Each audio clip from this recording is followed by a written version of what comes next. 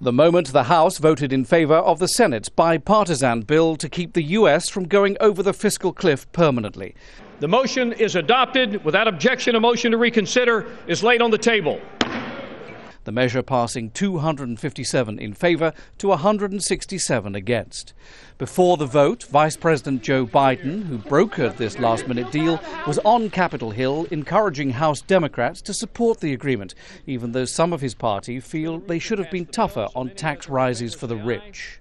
We created this monster. We're the ones that have said, at least the Congress has said in the majority in the House, that do what you have to do, but for God's sake, don't ask the top 2% of the wealthiest people in this civilized country to pay their fair share.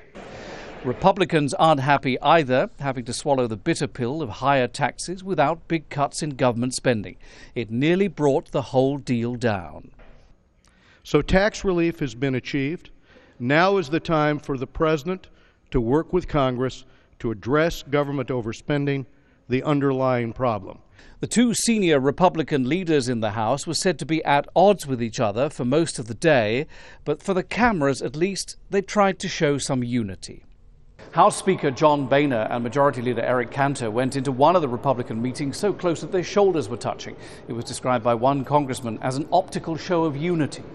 Within minutes of the vote in the House, President Obama was at the White House, making it clear he's not prepared to have any more fights with Congress about money already spent. While I will negotiate over many things, I will not have another debate with this Congress over whether or not they should pay the bills that they have already racked up through the laws that they passed. He's referring to the hard bargaining that's set to begin within weeks when Congress must look at raising the debt ceiling or risk the country defaulting on its loans. John Terrett, Al Jazeera, Washington.